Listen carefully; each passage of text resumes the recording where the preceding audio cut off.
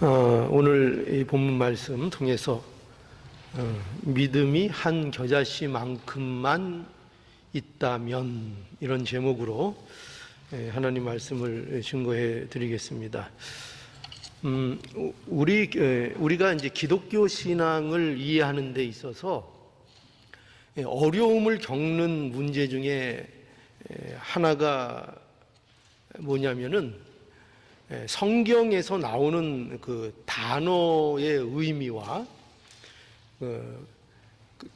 그 세상이 말하는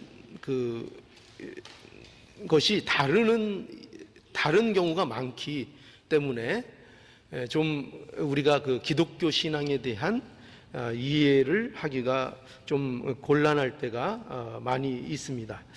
예를 들어서 이런 거죠. 성경에서 말하는 믿음, 우리가 오늘 이제 주제로 다루고 있는 게 믿음인데, 믿음, 또 소망, 사랑, 이런 것들은 전부 다 이 성경에서 말하는 것들은 이 모두가 하나님과 관련된 단어들입니다. 그러니까 이것들은 하나님을 떠나서는 성립이 되지 않는 단어들입니다. 그러나 세상에서 말하는 사랑이나 또 믿음, 소망, 이런 것들, 그럼 세상에서도 그런 거 말하잖아요. 그런 것들은 전부 하나님과 관계없이도 얼마든지 말할 수 있는 겁니다. 그건 그렇죠? 세상에 하나님 몰라도 소망 얘기하고, 하나님 몰라도 믿음에 대한 것 말하고, 또 사랑, 그렇죠? 사랑에 대해서도 얼마든지 말을 합니다.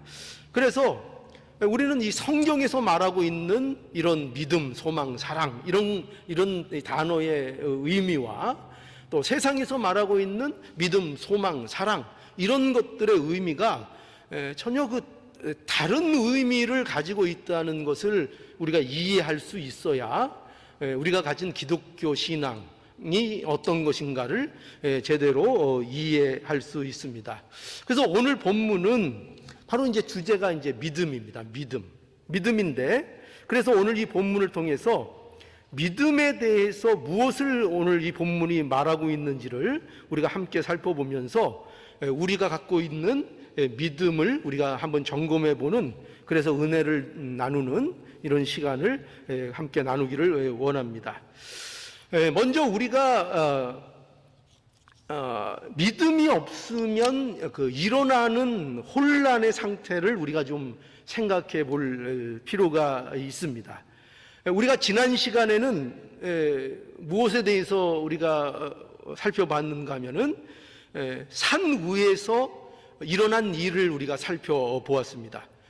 기억나시죠? 거기에서는 어떤 일이 있었습니까? 예수님의 영광이 그 위에는 있었습니다. 그 산 위에서 베드로는 예수님의 영광을 목격했습니다. 그래서 어떻게까지 얘기했습니까? 초막 셋을 지어서 여기 있는 것이 좋다, 이렇게 말할 정도로 베드로가 예수 그리스도의 영광을 보았습니다. 근데 오늘 이 본문을 보면은 이 본문의 내용들은요, 이제 그와 대조되는 모습으로서 산 아래의 모습을 이제 보여주고 있습니다. 그러니까 산 위의 모습과 오늘 이 본문이 말하고 있는 산 아래의 모습이 극명한 대조가 되도록 마태가 이 말씀을 의도하고 있습니다. 그래서 산 위에서는 예수님의 영광이 나타났고, 그런데 그때에 산 아래서는 뭐가 일어났습니까? 어떤 모습입니까? 혼란이 일어나고 있었던 것입니다. 어떤 혼란인가 하면은 예수님의 이제 나머지 제자들이 그 산 아래에 있었지 않습니까? 그 나머지 제자들과 서기관들과 또 그들에게 모여 있었던 무리들 사이에서 변론과 논쟁이 벌어졌던 것입니다. 그러니까 왜 이런 일이 벌어졌는가 하면은 직접적인 원인은요, 이 제자들이 간질병 걸린 아이를 고치지 못한 사건이 있었습니다. 그래서 이 일을 가지고 서기관들이 이제 제자들에게 시비를 걸고 나온 것으로 이렇게 보여집니다. 그래서 그 아래서 이제 이런 일들이 벌어진 거죠.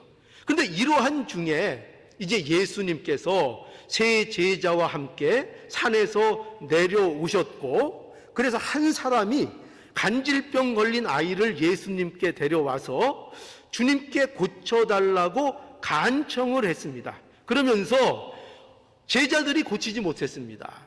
당신의 제자들이 고치지 못했으니 예수님 당신이 고쳐달라, 이렇게 간청을 했습니다. 근데 이에 대해서 이제 예수님께서 하신 말씀이 뭔가 하면은 여기 이렇게 되어 있습니다. 뭐라고 되어 있죠? 믿음이 없고 패역한 세대요, 이렇게 예수님께서 말씀을 하십니다. 여러분, 여기에서요, 믿음이 없다는 것은요, 이것은 예수 그리스도를 믿지 않는다는 말입니다. 그러니까 믿음이 없다, 믿음이 없고, 그러니까 그들이 예수 그리스도를 믿지 않는다는 얘기고, 그리고 여기 패역한 세대는 무엇을 의미하는 건가 하면은 뒤틀린 세대를 뜻하는 것입니다. 뒤틀렸다. 여러분, 뒤틀렸다는 표현이 뭔지 아시죠? 그러니까 이 세대가 어떤 세대인가 하면은 예수 그리스도가 많은 기적을 그리고 많은 사역을 보였음에도 불구하고 그것을 받아들이지 않고 오히려 그 모든 것들을 어떻게 하고 있습니까? 왜곡시키고 있는 그 세대를 말씀하고 있는 것입니다. 그래서 그 세대에 대해서 예수님께서 뭐라고 하셨다고요? 믿음이 없고 이 패역한 세대요, 이렇게 말씀한 것입니다. 여러분, 이것이요, 바로 우리에게 무엇을 보여주는가 하면은 이 믿음이 없고 패역한 세대는 바로 죄 아래 있는 세상의 모습을 보여주고 있는 것입니다. 여기에는 어떤 일들이 벌어지고 있죠? 아까도 말씀드린 것처럼 산과는 전혀 대조가 되는 모습이 여기 펼쳐지고 있습니다. 여기에는 누가 있어요? 지금 간질병 걸린, 여기 귀신 들린 자로 이렇게 되어 있는데, 간질병 들린 아이가 자신을 제어하지 못하고 있습니다. 그 광경이 벌어지고 있습니다. 또 그 모습을 보고 괴로워하고 고통하는 부모가 그 자리에 또 있습니다. 그것뿐만 아니에요. 또 그 일을 누가 보고 있었죠? 누구에게 도움을 청했습니까? 제자들에게 도움을 청했었죠. 그런데 그 제자들은 그 문제를 해결하지 못하는 무능한 모습으로 그 자리에 서 있습니다. 그것뿐만 아니라 또한 이러한 상황을 또요, 이런 상황들을 기회 삼아서 제자들을 공격하고 달려드는 서기관들이 또 있습니다. 또 그뿐만 아니라 또 이 제자들을 비난하는 무리들도 거기에 있습니다. 여러분 보십시오. 이 모든 상황을 보십시오. 이 모든 상황이 무엇을 얘기한다고요? 죄 아래 있는, 죄의 지배 아래 있는 세상의 현실을 보여주는 것입니다. 그것은 곧 뭐죠? 혼돈입니다. 혼란 속에 있는 것입니다. 여러분, 우리가 이것을 우리가 볼 수 있어야 됩니다. 이것을 알아야 됩니다. 여러분, 세상에는 딱 두 종류의 사람이 존재합니다. 어떤 사람이 존재할까요? 이 세상에는 딱 두 가지 종류의 사람이 존재한다니까요. 어떤 사람이냐? 한 부류의 사람은 하나님을 섬기는 사람들이고, 한 부류의 사람들은 우상을 섬기는 사람들입니다. 여러분, 여기에서 누구도 벗어나는 사람이 없습니다.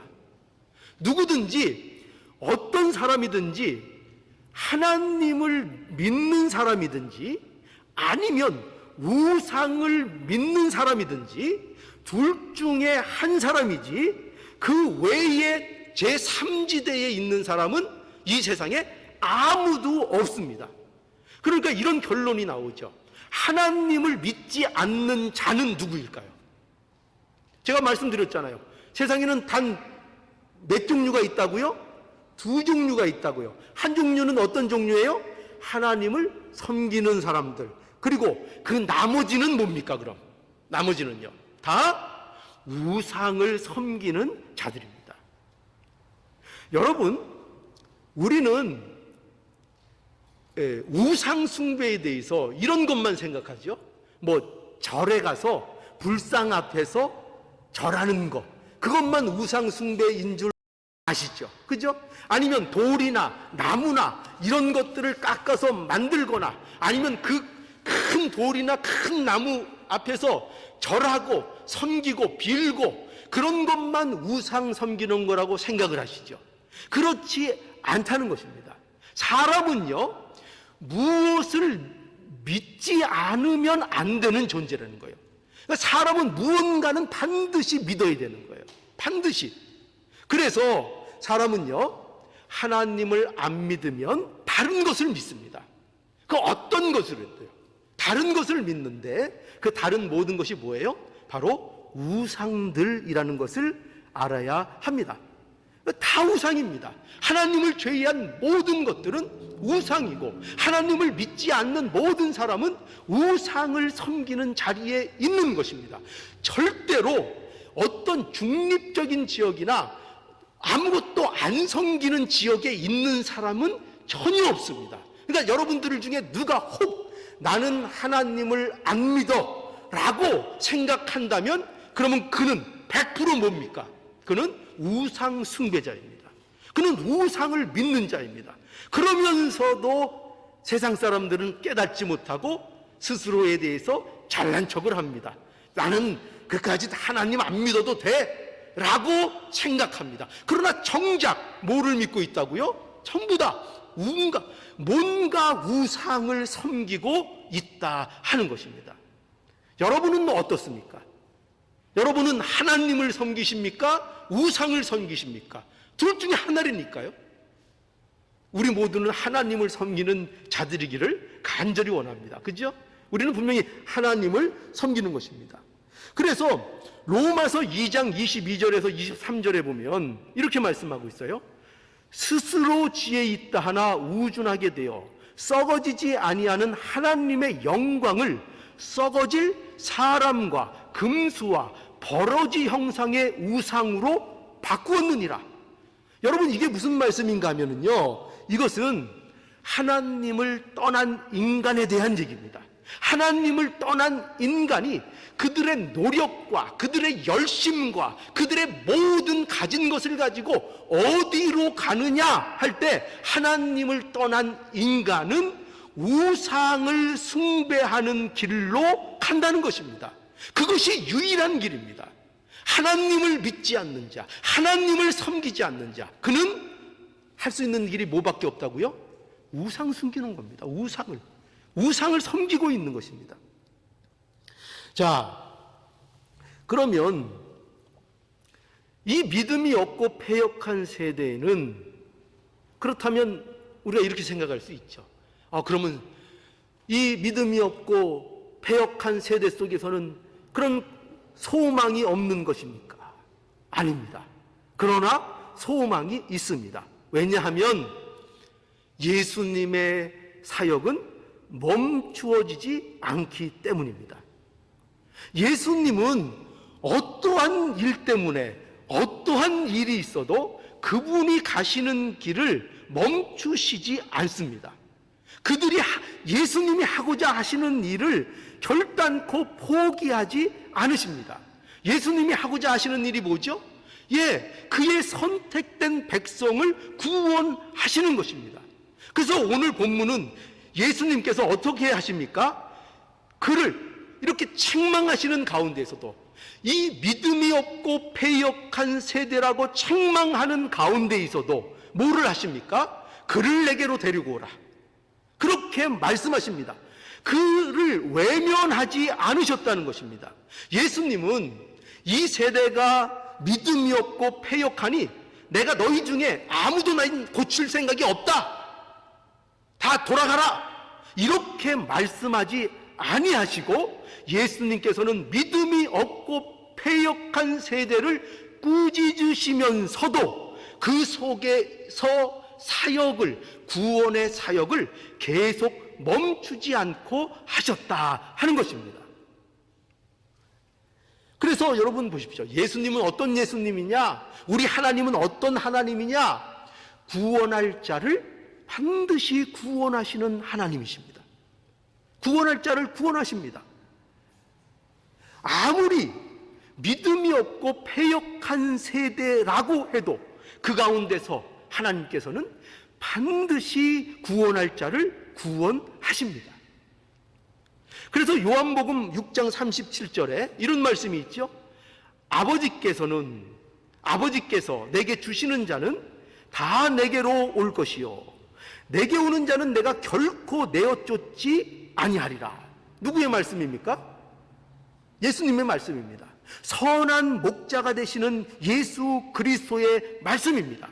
구원받기로 예정된 자들은, 하나님께서 구원받기로 예정하신 자들은 결코 하나도 잃어버리지 않는다 하는 것이 예수님의 말씀입니다. 예수님이 그렇게 말씀하고 있습니다. 여러분, 여기에서 우리가 잊지 말아야 될 게 뭐냐? 우리에게 은혜가 되는 것은 뭐냐면, 이 결코 잃어버리지 않겠다고 하는 자들이 누구입니까? 바로 예수 그리스도를 믿는 자들입니다. 그게 누구예요? 바로 저와 여러분들입니다. 우리는 모두 믿음이 없고 패역한 세대에 속한 자들이었습니다. 그러니까 이 어지럽고 이 혼란 속에 있는 자들이 누구였는가? 다른 사람이 아니에요. 바로 우리들 자신이었다는 것입니다. 그러나 그 속에서 우리를 하나님께서 불러내셨다는 것입니다. 저와 여러분들은 어디에 있었습니까? 혼돈 가운데 있었습니다. 우리는 모두가 귀신 들린 자였습니다. 우리는 간질이 걸려가지고 불에도 넘어지고 물에도 넘어지는 그런 자기를 스스로 통제할 수도 없는 그런 자리에 있던 바로 그것이 바로 우리였습니다. 그게 우리였습니다. 귀신 들렸던 자, 간질병 걸렸던 자, 그 자가 바로 다른 사람이 아니라 우리 자신이었던 것입니다.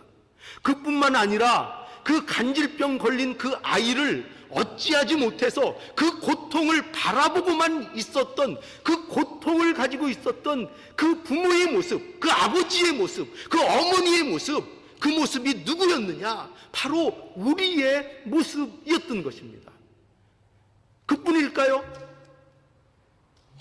그 무능한 제자들의 모습, 그 병을 거치지 못하고 거기서 무능하게 어찌할 바를 모르고 당황해서 서 있는 그 제자들의 모습은 또 누구의 모습입니까?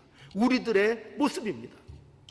또 거기엔 누가 있었죠? 그 제자들을 비난하고 그 기회를 틈타서 제자들을 조롱하고 비난했던 서기관들과 많은 무리들이 있었습니다.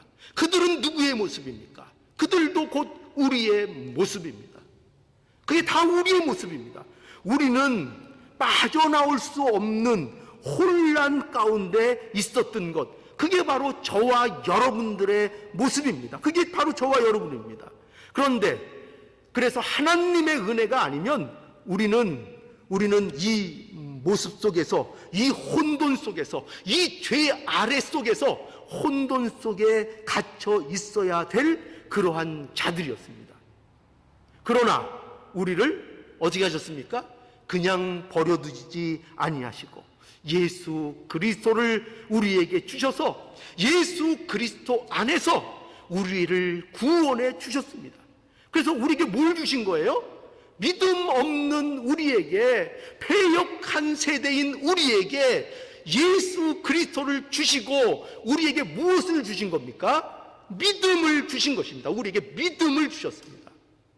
그 믿음이 우리에게 있는 것입니다. 그러니 우리는 믿음 얻은 자로서, 믿음 안에 있는 자로서 하나님께서 우리를 불러주신 것입니다. 이것이 오늘 본문 속에서 우리가 바라보는 하나의 광경입니다. 그런데 이제 오늘 이 본문 통해서 제가 이제 두 번째 요지의 말씀을 여러분들에게 드리겠습니다. 그것은 뭐냐면 하나님이 우리에게 주신 믿음에는 불가능이라는 것이 없다 하는 것입니다. 불가능이라는 것이 없다. 여러분, 다시 제자들을 한번 생각해 볼까요? 제자들을 한번 생각해 보면, 자, 이러한 상황 속에서 아마도 제일 당황해했던 것은 아마도 제자들일 것이었습니다. 그죠? 왜냐하면 그들은 예수님으로부터 능력을 받았어요. 능력을 받았습니다. 그래서 마태복음 10장 1절에 보면 이런 말씀이 있어요. 예수께서 그 12 제자를 부르사 더러운 귀신을 쫓아내며 모든 병과 모든 악한 것을 고치는 권능을 주시니라. 모든 약한 것을 고치는 권능을 주시니라. 이렇게 되어 있습니다. 그러니까 보세요. 제자들에게 예수님께서 뭘 주셨습니까? 권능을 주셨습니다. 모든 약한 것을 고치며 귀신을 내어 쫓으며 병을 낫게 해줄 수 있는 그 권능을 제자들에게 주어서 제자들을 내어 보내셨습니다. 그러니까 지금까지 제자들은 뭘 잘했겠죠? 고치는 일을 그들은 했습니다. 그 일들을 해냈던 것입니다. 그런데 그들에게 당황스러운 상황이 이제 벌어진 것입니다. 뭐죠? 간질병 걸린 어린 아이 하나를 데리고 나왔는데 이 제자들이 그 아이를 고쳐내지 못한 것입니다. 그러니까 제자들은 당황한 것입니다. 그리고 그 이유도 제대로 알지 못했습니다. 그래서 제자들이 종용이 예수께 나와서 예수께 여쭈었습니다. 뭐라고 여쭈었죠? 예수님, 어찌해서 저희가 이 귀신을 내어 쫓지 못한 것입니까? 어떻게 이 아이를 우리는 고치지 못한 것입니까? 이렇게 예수님께 여쭈어 보았습니다. 그때에 예수님께서 하신 대답이 뭐였죠? 여기 이렇게 돼 있죠? 너희의 믿음이 적은 영고라. 이렇게 말씀합니다. 여러분, 그 믿음이 적다. 여러분, 이 믿음이 적다는 게 과연 뭘까요? 믿음이 적다는 이 표현이 뭐를 여러분 생각나게 합니까? 믿음이 적다 그러니까 믿음의 양을 말하는 것인가? 이렇게 생각이 들지요? 그러나 이 말씀은요, 믿음의 양을 말하는 것이 아니라 믿음의 질을 말하고 있다는 것입니다. 믿음의 질을 말하고 있습니다. 그러니까 좀 잘 이해가 안 되는 말씀이죠. 믿음의 질이라는 것은 뭘 얘기하는 건가 하면은 믿음에 대한 이해를 말하는 것입니다. 그러니까 여러분 보세요. 이 제자들은 믿음이 없는 것은 아닙니다. 그렇죠? 믿음이 그들은 있는 것입니다. 그런데 그들에게 문제가 무엇인가 하면은 그들이 갖고 있는 믿음에 대한 이해가 부족했다는 것을 지적하고 있는 것입니다. 그것을 이제 예수님께서는 믿음이 적은 자여 이렇게 말씀하고 있는 겁니다. 자, 여러분 조금 이해가 안 되죠? 조금 아직 이해가 안 되실 겁니다. 그래서 예수님께서 이렇게 계속 설명하세요. 보세요. 20절에 보면, 다시 20절 본문을 볼까요? 20절 보면 가라사대 너희 믿음이 적은 영혼이라 이렇게 말씀하시고 계속해서 설명하시는 게 뭐냐면 계속해서 이렇게 하시죠. 진실로 너희에게 이르노니 너희가 만일 믿음이 한 겨자씨만큼만 있으면 이 산을 명하여 여기서 저기로 옮기라 하여도 옮길 것이요 또 너희가 못할 것이 없으리라 이렇게 말씀합니다. 자, 이게 예수님의 설명이에요. 자, 여기에서 믿음이 한 겨자씨만큼만 있으면 이 말씀은 이런 뜻입니다. 뭐냐면 믿음은 한 겨자씨만큼만 있어도 뭐를 옮긴다? 산을 옮길 능력이 된다는 것입니다. 그러니까 믿음은 어떤 거라고요? 믿음은 그 믿음이라는 것이 한 겨자씨만큼만 있어도 그것은 산을 명하여 옮길 수 있다. 불가능한 일이 없다. 말씀하고 있는 것입니다. 그러니 믿음은 양의 문제가 아니라 믿음 그 자체가 어떤 거라고요? 불가능한 것이 없는 것이라 하는 것을 표현하고 있는 것입니다. 그러니 한 겨자씨만한 믿음만 있어도 뭐가 돼요? 산을 명하여 옮겨져라 하면 산이 옮겨진다는 거예요. 그 능력을, 믿음의 능력을 강조하고 있는 것입니다. 여러분, 그러니까요, 잘 들어보세요. 그러니까 여기서 믿음이 적은 영혼이라 이 말씀은 믿음의 양에 대한 지적을 하는 말씀이 아니고 믿음에 대한 이해와 그 믿음을 어떻게 그들이 삶 속에서 적용하고 이해하고 있는가를 말씀하고 있는 것입니다. 그러니까 우리가 쉽게 아는 표현으로 이런 거죠. 여러분들 많이 들어보셨을 거예요. 뭐냐면 이런 표현 있죠. 야, 믿음을 좀 써봐. 여러분 그런 말씀 많이 들어봤죠. 믿음을 써라. 믿음이 있다는 거예요, 없다는 거예요? 믿음이 있죠. 그런데 그 믿음을 자신의 믿음으로써 믿음을 이해하지도 못하고 있고 믿음을 제대로 자신의 삶 속에서 적용하여 쓰지도 못하고 있는 것입니다. 그러니 믿음을 쓰라 하는 것입니다. 너희들이 믿음이 없는 영혼이라는 것은 너희가 지금 믿음을 쓰고 있지 않다는 것입니다. 믿음을 제대로 이해하며 삶 속에서 그것을 적용하고 있지 않다. 그래서 너희는 이 아이를 고치지 못했다고 예수님께서 말씀하고 있는 것입니다. 믿음을 쓰라는 것입니다. 믿음을. 그러면 여러분 생각해 보십시오. 도대체 믿음이라는 것이 무엇일까요? 믿음을 쓰라는데 믿음은 이겁니다. 믿음은 하나님을 전적으로 의존하는 것입니다. 믿음이란 하나님을 절대적으로 의지하고 의존하고 그분의 뜻을 따르는 것, 이것이 믿음입니다. 이것이 믿음. 우리의 모든 것을 하나님께 그야말로 전적으로 내 자신을, 내 마음을, 내 생애를, 내 모든 것을 하나님 앞에 전적으로 의탁드리는 것, 이것이 바로 성경에서 말하는 믿음인 것입니다.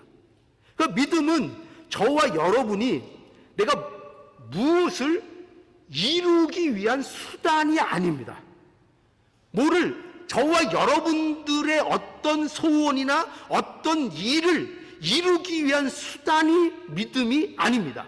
믿음은 하나님께로부터 무엇인가를 얻어내는 수단이 아니고 믿음은 하나님 그분을 전적으로 온전히 내가 의존하는 겁니다. 의지하는 겁니다. 그 믿음은 하나님을 이용해서 내 소원을 들어달라고 믿음으로 나가는 것이 아니라 믿음은 하나님 그분을 전적으로 의존하는 겁니다.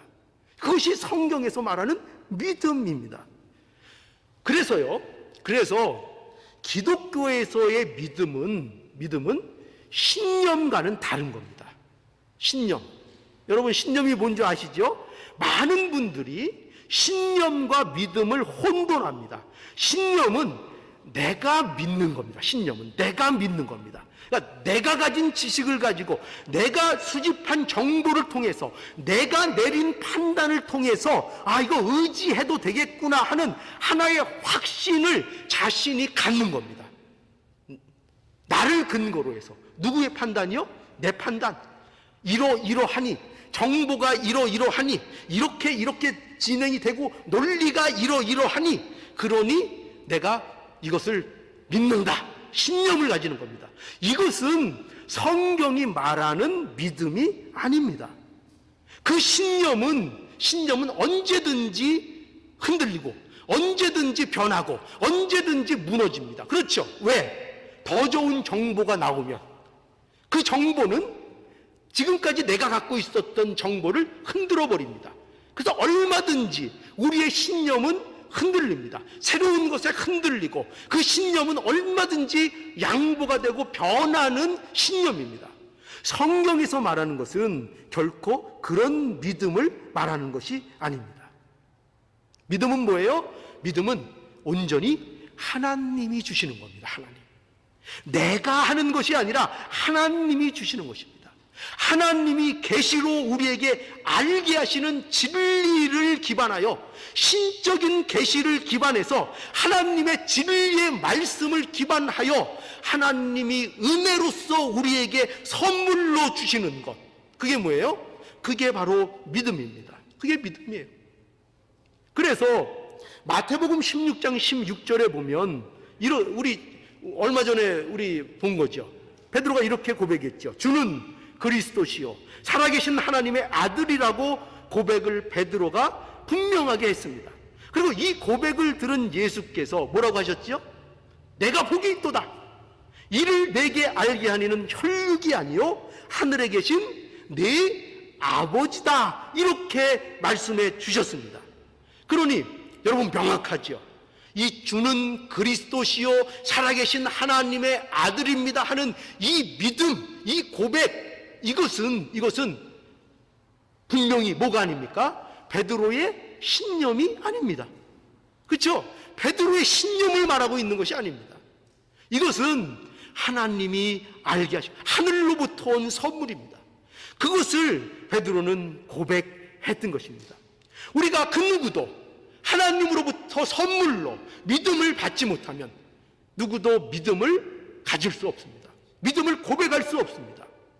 그러니 우리의 믿음은 하늘로부터 온 것이지 우리의 신념이 아니라는 이 사실을 분명히 알아야 합니다. 그래서 중요한 게 뭐냐? 그래서 이 믿음은 그러니까 하나님이 주신 이 믿음은 한 겨자씨만큼만 있어도 어떻게 된다고요? 산을 명하여 옮기라고 하면은 옮겨지는 것입니다. 이 믿음은 불가능이 없는 것입니다. 그러면 여러분, 그럼 우리가 한번 이제 말씀을 들었으니 시험을 한번 해볼까요? 어떤 시험을 해볼까요? 산에게 한번 명해볼까요? 우리 보이는 산에게 한번 명해볼까요? 그래서 산을 한번 옮겨볼까요? 여러분 됩니까? 안 됩니까? 왜 안 됩니까? 분명히 말씀하셨잖아요. 그런데 해보면 됩니까? 안 됩니까? 안 옮겨집니다. 안 옮겨져요. 사는 고사하고 우리가 살고 있는 집 한 채도 우리는 옮기지 못합니다. 이렇게 옮겨지지 않는 이유가 뭐죠? 왜 안 옮겨질까요? 그것은 여기 믿음은 분명히 그럴 수 있다 그랬잖아요. 왜 안 옮겨지죠? 그것은 믿음이 아니기 때문입니다. 그건 뭐가 아니라고요? 그것은 믿음이 아니기 때문입니다. 그것은 전적으로 하나님께 맡기는 것이 아니기 때문입니다. 하나님께 나를 맡기는 것이 아니고 내가 하나님을 주장하겠다는 것입니다. 왜 그런 요구를 할까요? 왜 그런 소원을 가질까요? 그 소원은 믿음이 아닙니다. 그거는 믿음이 뭐라고요? 하나님 앞에 내 욕심을 내세우는 것이 아닙니다. 내 소원을 내세우는 것이 아닙니다. 하나님의 뜻을 받아들이는 것입니다. 하나님께 내가 완전히 의존된 삶을 사는 것이 믿음입니다. 그러니 산을 옮기라. 물론 그것이 믿음이라면, 그것이 하나님이 원하시는 것이라면 산이 옮겨집니까? 안 옮겨집니까? 옮겨질 것입니다. 그러나 그 산이 옮겨지는 것은 하나님의 뜻이 아닙니다. 그러니 옮겨지지 않습니다. 우리가 요한복음 15장 17절에 보면 이런 말씀이 있습니다.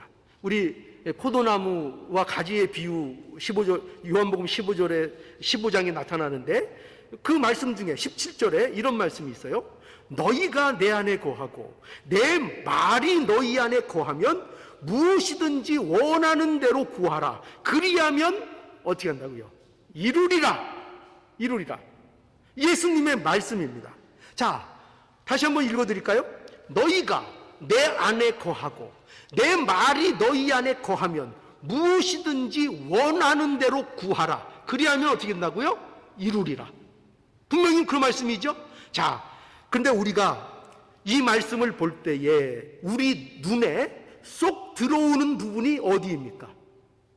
우리 눈에 싹 우리의 이 시각을 싹 사로잡는, 우리의 마음을 싹 사로잡는 부분이 어디입니까? 이 말씀 나누면 너희가 내 안에 거하고 내 말이 너희 안에 거하면 무엇이든지 원하는 대로 구하라. 그리하면 이루리라. 무엇이 우리에게 쏙 들어와요? 무엇이든지 구하면, 무엇이든지 원하는 대로 구하면, 그리하면 이루리라. 그게 우리에게 쏙 들어옵니다. 그렇죠? 그래서 분명히 무엇이든지 원하면, 원하는 대로 구하면 이루어진다 했는데 우리는 이렇게 불만하는 거죠. 그래서 어떤 불만합니까? 왜 안 됩니까? 그죠? 왜 안 됩니까? 그런데 우리가 놓치는 게 있는 거죠. 뭘 놓치고 있습니까? 그 앞에를 우리는 항상 놓치죠. 그 앞에가 뭡니까? 어떻게 돼 있어요? 너희가 내 안에 거하고 내 말이 너희 안에 거하면이 반드시 앞에 있는 것입니다. 너희가 내 안에 거하고 내 말이 너희 안에 거하면, 그러면 그 결과로 나오는 기도가 뭐예요? 그 결과로 나오는 기도가 하나님 앞에 마음의 원대로 구하는 것입니다. 그러면 그 원대로 구하는 것 어떻게 된다고요? 반드시 이루어집니다. 뭐가 전제된다고요? 뭐가? 너희가 내 안에 거하고 내 말이 너희 안에 거하면, 이 본질을 갖고 있으면, 이것이 너희의 믿음이면, 이것이 너희의 현실이면 너희의 기도는 반드시 너희가 원하는 대로 이루어지지 않을 수가 없다 말씀하고 있는 것입니다. 그러니 산이 옮겨지지 않는 것은 이유가 뭐예요? 순전히 100% 그 산을 옮기는 것이 내 소원이지 주님의 소원이 아니기 때문에 그렇습니다. 100% 우리의 소원이 주님이 원하는 것이 아닙니다. 누가 원하는 거예요? 우리가 원하는 것이기 때문입니다. 그래서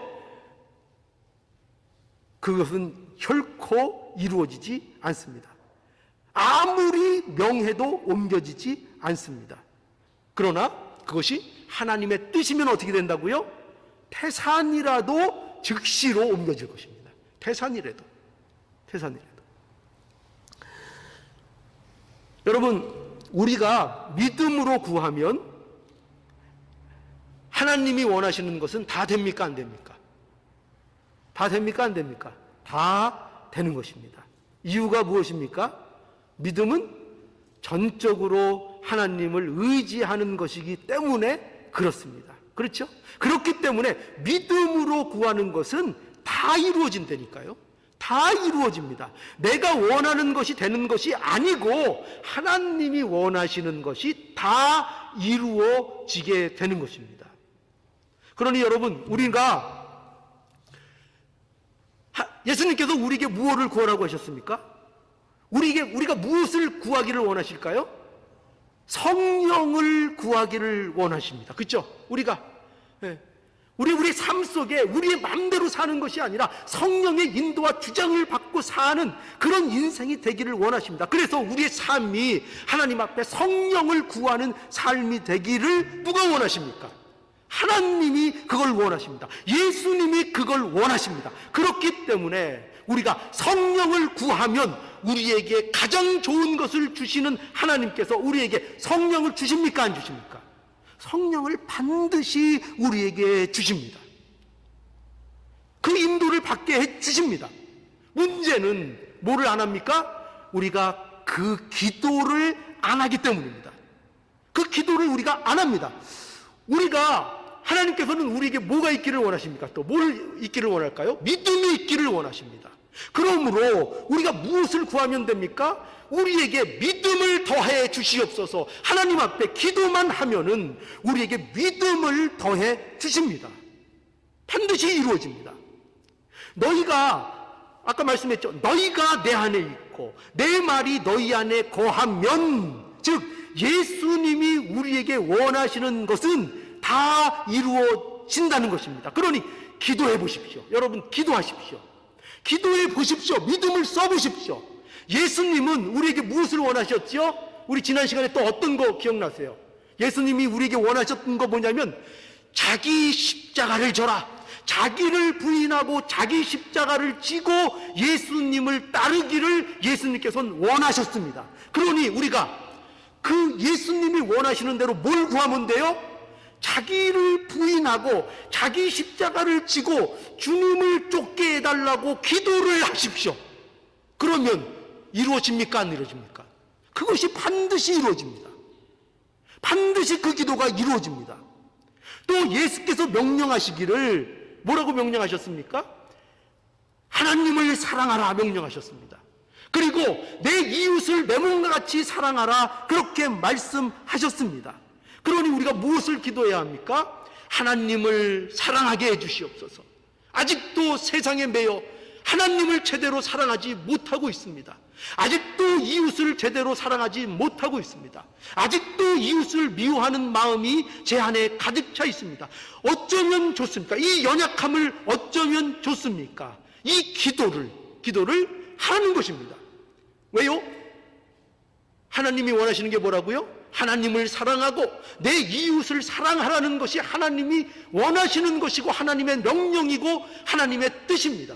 그러니 그 뜻대로 우리가 하나님을 사랑하게 해주시옵소서. 또 내 이웃을 내 몸과 같이 사랑하도록 저를 붙잡아 주시고 도와주시옵소서. 저를 일으켜 주시옵소서 하며 기도하고 부르짖으면 반드시 어떻게 된다고요? 그 기도가 반드시 이루어지는 것입니다. 그 기도가 반드시 이루어집니다. 여러분, 또 우리가 예수님께서 우리에게 성령의 열매를 맺기를 원하십니다. 그렇죠? 성령의 열매를 맺기를 원하십니다. 성령의 열매가 어떤 거죠? 갈라디아서 5장 22절에 보니까 성령의 열매는 사랑과 희락과 화평과 오래 참음과 자비와 양성과 충성과 온유와 절제다. 이렇게 말씀하고 있습니다. 이게 성령의 열매지요. 하나님께서는 우리가 성도로서 다른 것을 원하는 것이 아니라 이러한 삶의 열매가, 이러한 예수 그리스도 또 하나님의 성품의 열매가 우리 안에 맺혀지기를 간절히 원하십니다. 그러니 이것이 하나님의 뜻이니 하나님께 무엇을 기도하면 됩니까? 성령의 열매를 맺게 해달라고, 우리의 삶에 이 열매가 있게 해달라고, 우리의 삶에 사랑과 희락과 화평과 오래 참음, 자비와 양선과 충성과 온유와 절제가 풍성해지도록 해달라고 어떻게 됩니까? 하나님 앞에 기도해야 합니다. 그러면 어떻게 된다고요? 하나님이 반드시 이루어 주십니다. 이것이 뭐예요? 이것이 믿음을 쓰는 것입니다. 하나님 앞에 전적으로 하나님을 의존하는 것입니다. 하나님의 뜻에 우리를 맡기는 것입니다. 하나님이 원하시는 것에 우리를 맡기는 것입니다. 하나님 앞에 온전히 의탁하는 것입니다. 우리 자신을. 근데 왜 우리가 기도할 것이 없는가? 여러분, 우리가 기도하자 그러면은 우리가 많이 하는 얘기가 뭡니까? 목사님, 기도할 게 없어요. 10분 기도하면 기도할 게 없어요. 그런 얘기들을 우리는 많이 하게 됩니다. 그 이유가 뭐냐면요, 바로 여기 있습니다. 정작 구해야 할 것을 구하지 않기 때문입니다. 정작 기도해야 할 것을 모르고 기도해야 될 것을 기도하지 않고 있기 때문입니다. 믿음을 쓰지 않기 때문입니다. 기도할 것이 없다고요? 그럼 여러분, 한번 제가 여쭙겠습니다. 그러면 여러분에게 안에는 지금 성령의 열매가 충만하십니까? 사랑과 온유와 절제와 이런 자비와 양선과 오래 참음과 화평과 이런 것들이 여러분들에게 부족함이 없을 정도로 완성되어 있습니까? 우리는 이 내용들이, 이 열매들이 너무나도 빈약한 것을 우리는 너무나도 잘 압니다. 그런데 어떻게 기도할 것이 없다고, 기도를 10분 하면 기도할 것이 없다고 말할 수가 있는 것입니까? 그럴 수 없습니다. 우리는 이 한 가지 문제를 가지고도 밤을 새도 부족합니다. 하나님, 사랑의 열매가 없습니다. 이 문제만 갖고도 몇 날 며칠을 하나님 앞에 씨름하고 기도하고 부르짖어야 할 것입니다. 그런데 우리는 그것을 기도하지 않습니다. 그것을 하나님 앞에 구하지 않습니다. 우리를 그런 면에서 하나님 앞에 전적으로 우리 자신을 의탁하지 않고, 그죠?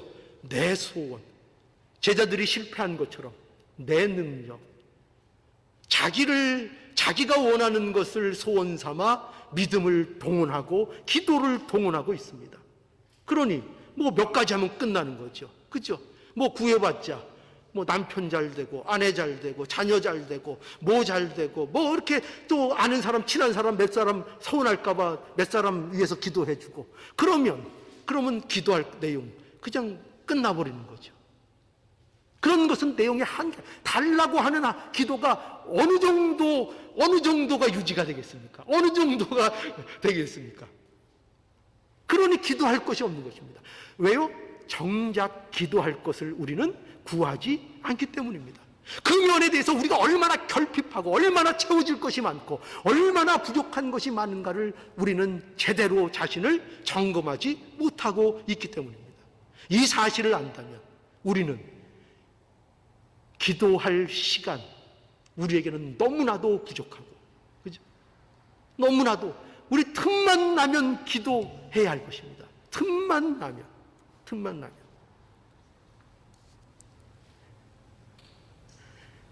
이러한 열매들이 우리에게 삶 속에서 맺혀지지 않는 것은 이유가 단 하나입니다. 그것은 이런 것들에 대하여 기도하지 않기 때문입니다. 이것은 하나님의 뜻인데 이거 왜 우리에게 안 이루어지는가? 우리가 이것에 대해서 구하지도 않고 이것에 대해서 기도하지도 않고 있기 때문입니다. 믿음을 쓰지 않고 있기 때문입니다. 예수님이 제자들에게 말씀하신 것처럼 믿음이 적은 자들이기 때문입니다. 믿음이 적은 자들. 믿음을 제대로 이해하지 못하고 있기 때문입니다. 믿음을 내가 하나님을 부리는 수단으로 생각하고 내가 원하는 것을 받아내는 수단으로만 생각하고 있지 하나님의 뜻을 온전히 따르고 하나님 앞에 내 자신을 완전히 의탁하는 것이 믿음이라는 것을 우리는 그것을 망각하고 있기 때문입니다. 사랑하는 여러분, 믿음은 한 겨자씨만큼만 있으면 뭐가 된다고요? 산을 명하여 옮길 수 있습니다. 믿음은 한 겨자씨만큼만 있으면 산을 명하여 이곳에서 저곳으로 옮길 수 있습니다. 이것이 믿음입니다. 이것이 저와 여러분들의 하나님께서 주신 믿음입니다. 믿음이 그것이 아니라면 믿음을 가질 가치가 없습니다. 믿음은 바로 이와 같은 능력이 있는 것입니다. 저와 여러분이 하나님을 전적으로 의지하고 그분의 뜻을 따르는 믿음을 쓴다면 어떤 일들이 벌어질까요? 실제로 우리의 삶 속에서 많은 산들이 옮겨질 것입니다. 많은 산들이. 사랑하지 못하는 산, 미워하는 산, 그죠? 또 뭐 어떤 것이 있습니까? 온유하지 못했던 산, 교만했던 산, 그죠? 절제하지 못했던 산, 내 욕심대로만 나갔던 산, 이 어떤 것으로도 무너지지 않을 것 같은 이 산들이 우리가 믿음으로 나가고 하나님께 전적으로 의지하고 나갈 때 이 산들이 우리의 삶 속에서 하나 두 개씩 옮겨지는 놀라운 역사를 우리가 경험하게 될 것입니다. 이 믿음의 역사가 저와 여러분들 안에 있기를 간절히 바랍니다.